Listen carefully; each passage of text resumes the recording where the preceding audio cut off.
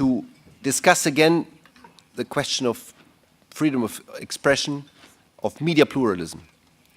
We did that in the so-called media intergroup. We have intergroups that cover issues that are not covered by commissions in this House, and I have the honor to be vice president.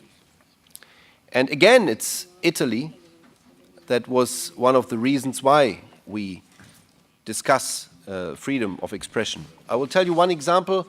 Last week, we had in Germany, I have a Greek name, but I'm German MEP, but in Germany I represent the Greeks.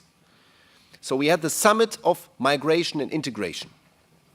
And we had an exchange of view with our Chancellor, Madame Merkel, and some of us were not very happy about the debate on migration in Germany, because there was a book in Germany, and there was a hot debate against some migrants, and then it was one by Turkish descent says, Mrs. Merkel, why didn't you intervene? Why didn't you tell the press not to be so hard on us?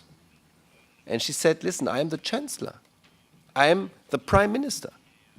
If I do this, I influence the media. I can't do that, and I never would do that.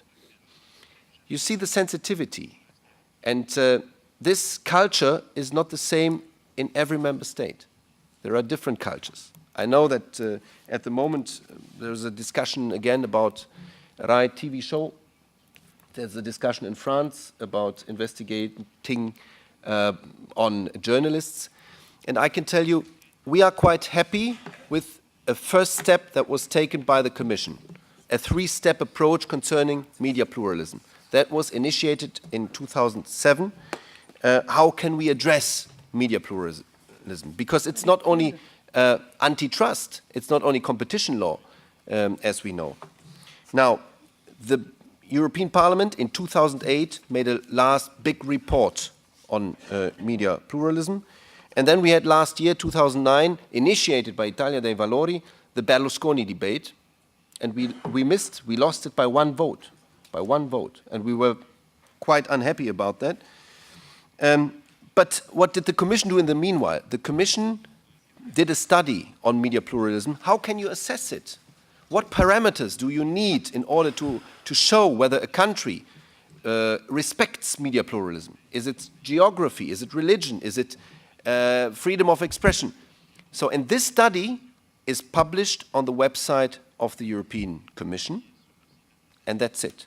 Because the Commission says, listen, the single market for ties, for shoes, is a different thing from different national markets on media. So you can't come up with one media law for the whole of Europe. What you can do, though, is you can put up some elements of media pluralism. This is on the website. And if a country risks not to respect media pluralism, freedom of expression, then you can make some remarks. This is not done yet. What we have is the tool, the instrument, but we don't have the courage of the Commission to say, listen, Italy, there's something wrong. And I think we need that. We need the courage by the Commission to ring a bell, to say the situation in some countries is not okay. We do that with the accession countries. A member state that wants to exceed the European Union, Turkey, Iceland, Croatia, is checked. And we tell them, there's a wrongdoing, you have a monopoly, you don't have freedom of press.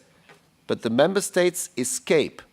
And I think we have to change that. The Commission has to set standards, not to unify one European media market, that's not possible, but to set some basic standards that everybody has to accept. I would like to thank you very much for being here in the European Parliament. Grazie mille. Grazie mille, Giommaria.